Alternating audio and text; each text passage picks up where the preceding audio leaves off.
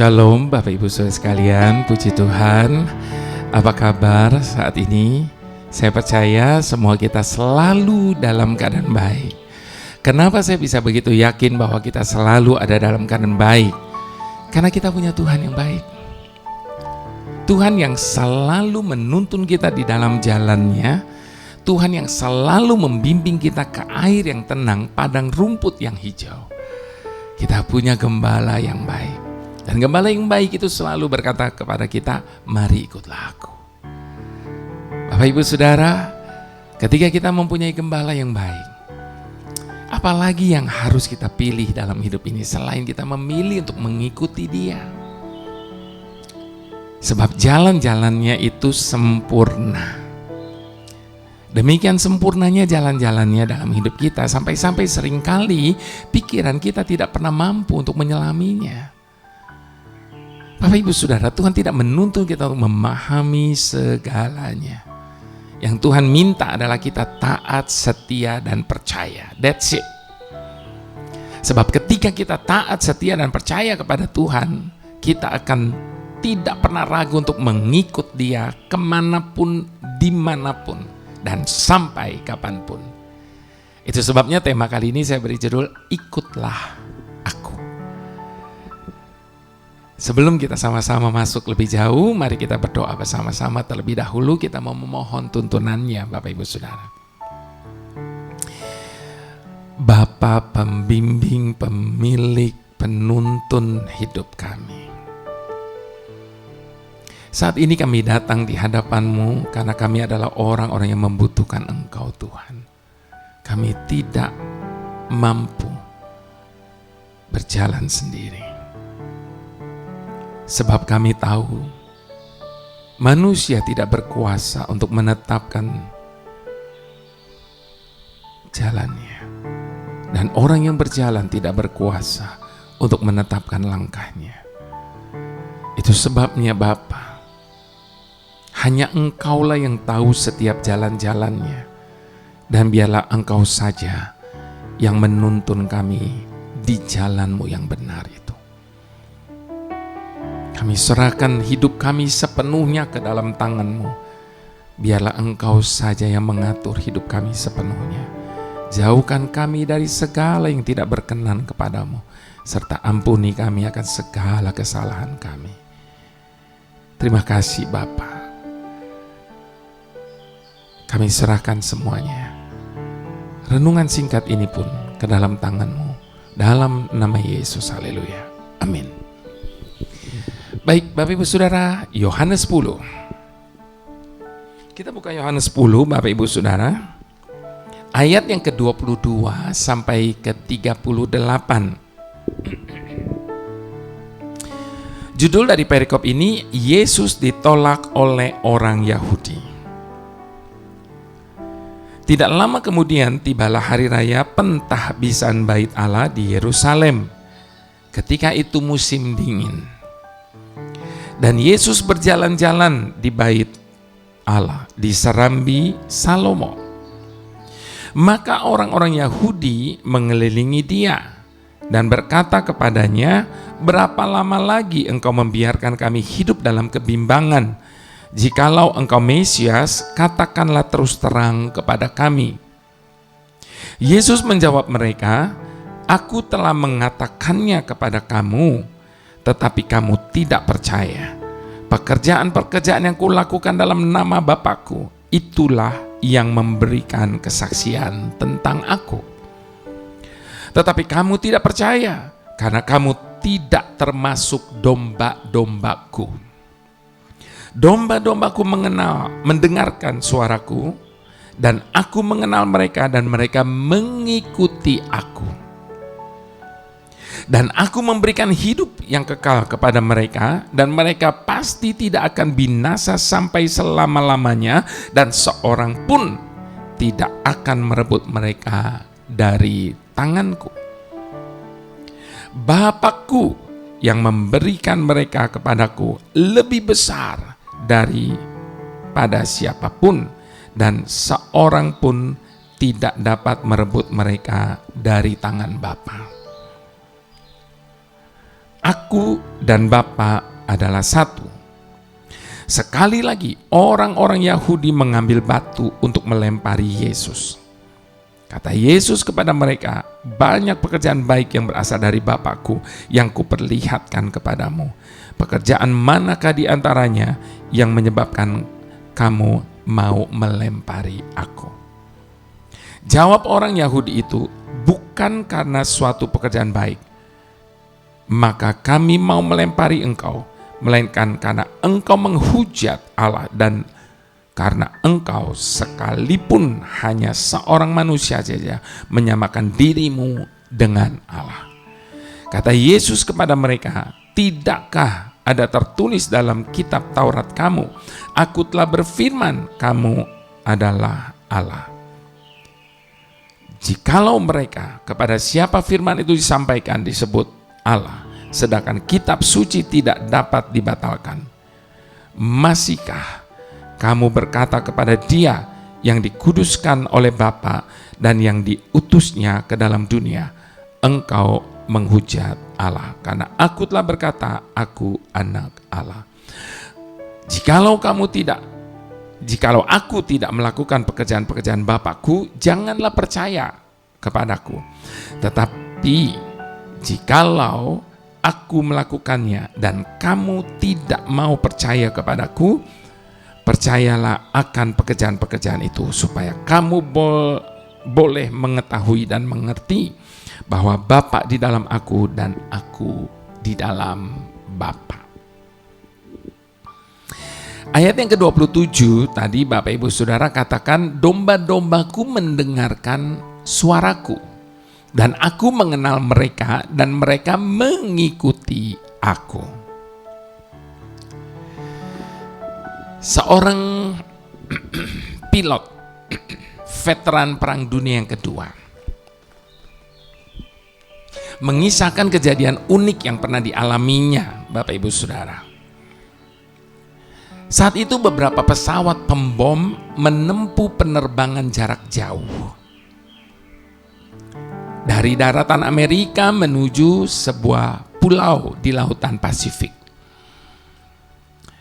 Pada saat mendekati tujuan, pesawat-pesawat besar tersebut disambut oleh sebuah jeep yang dipasangi spanduk berukuran besar dan bertuliskan "Follow me".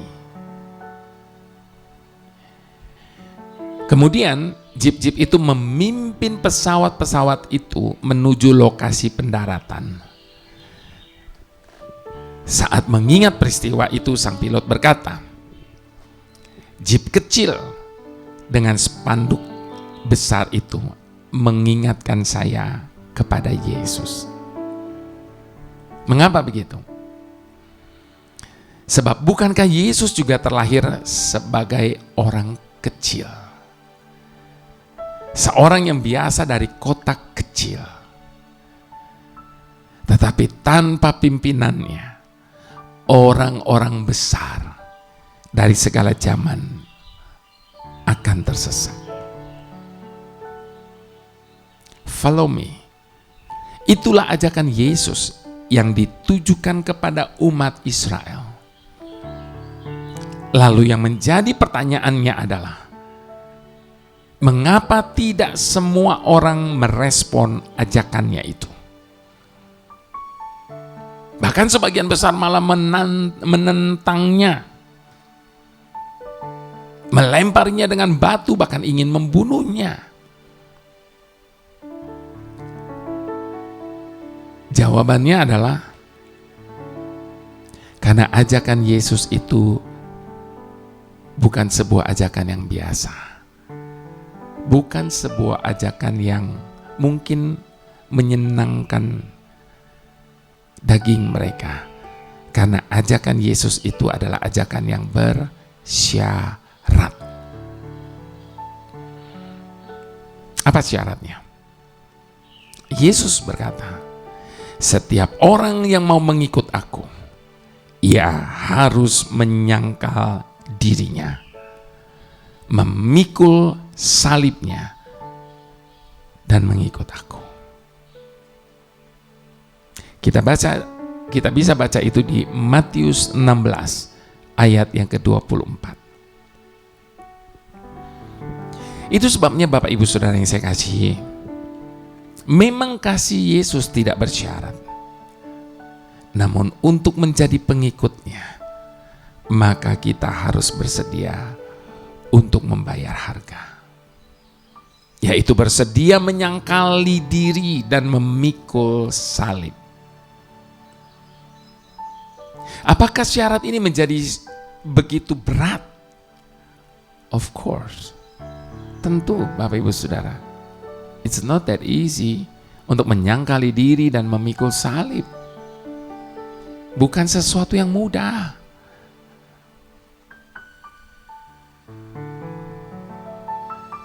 Karena dengan demikian, berarti kita sedang menyerahkan seluruh kendali hidup kita kepadanya.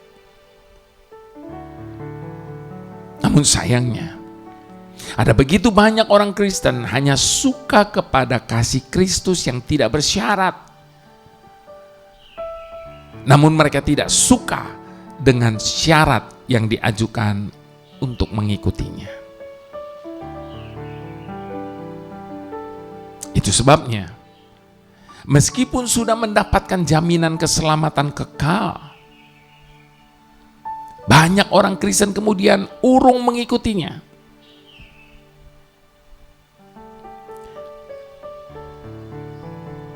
Ketika mereka melihat kenyataan bahwa mereka harus menyangkal diri dan memikul salib.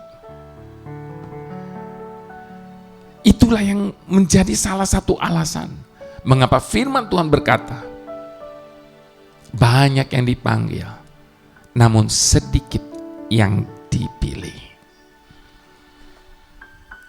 Maka tidak berlebihan kalau Tuhan Yesus berkata, karena sesaklah pintu dan sempitlah jalan yang menuju kepada kehidupan, dan sedikit orang yang mendapatinya. Matius 7 ayat ke-14.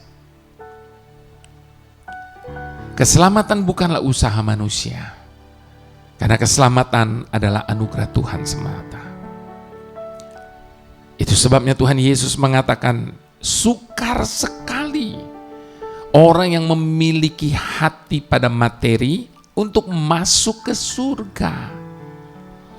Matius 19 ayat ke-23 sampai 30.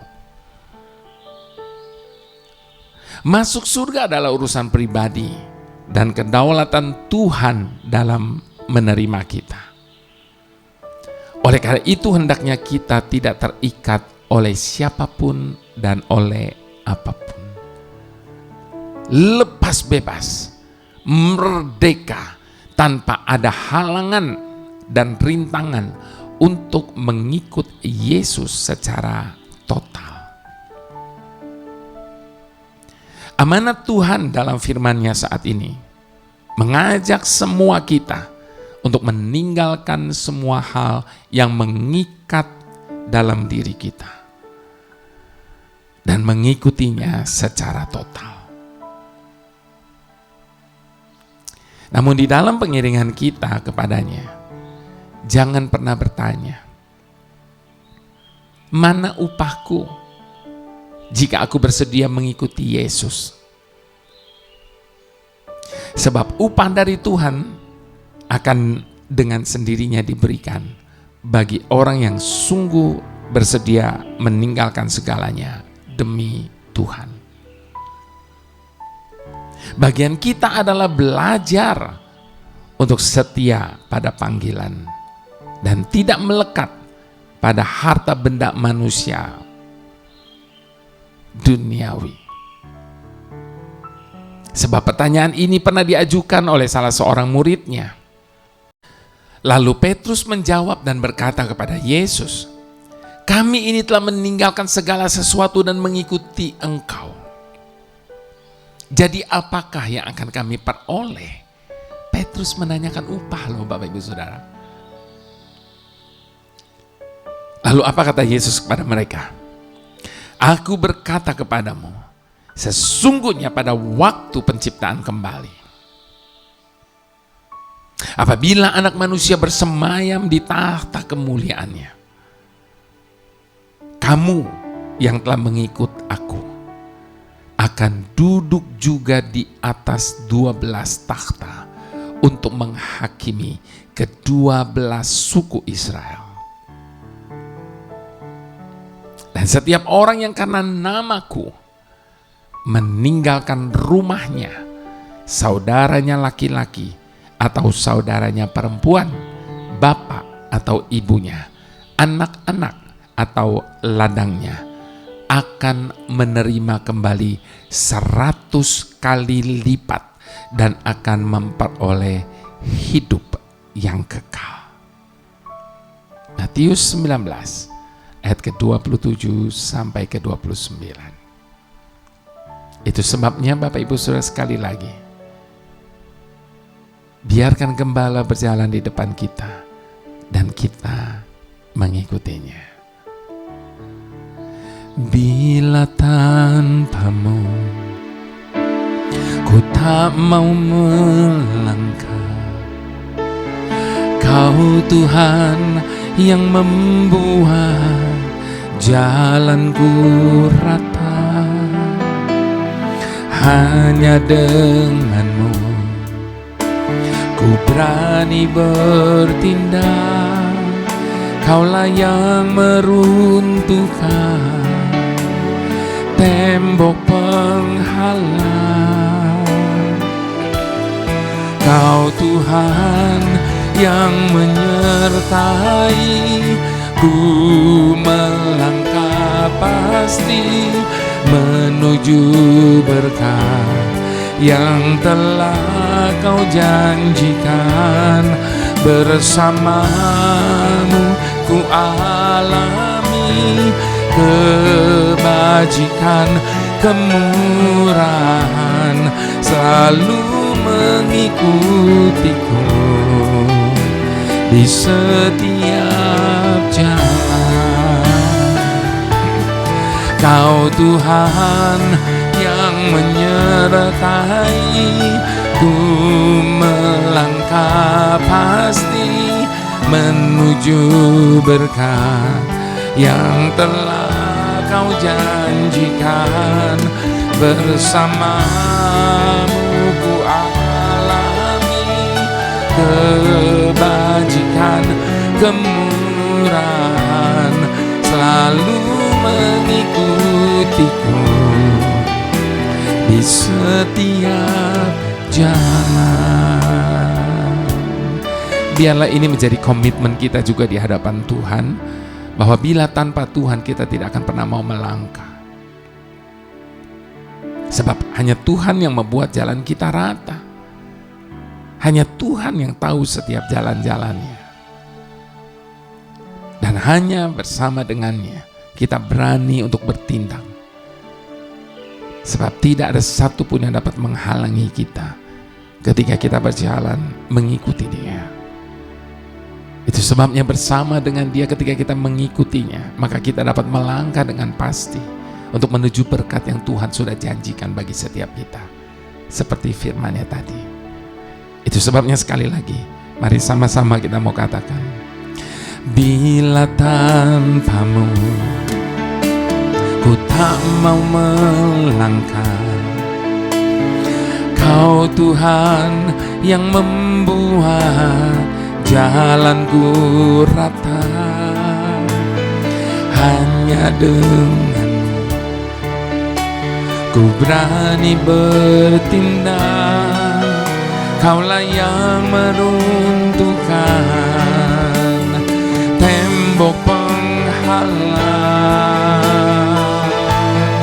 Kau Tuhan yang menyertai ku melangkah pasti menuju berkat yang telah Kau janjikan.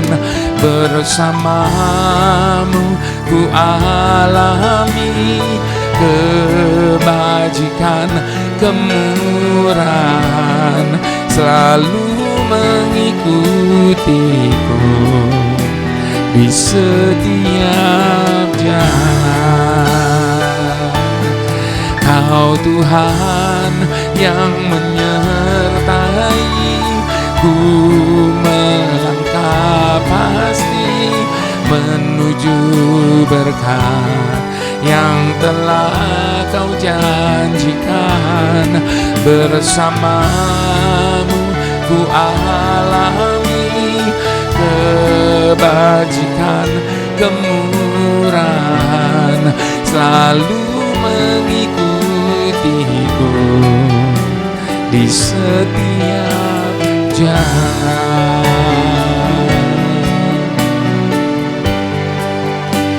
di setiap jalan,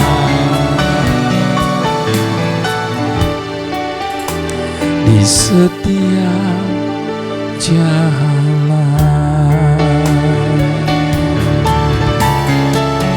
Bersama-Mu Tuhan kami berjalan, kami melangkah pasti bersama-Mu. Hanya Engkaulah gembala yang terbaik.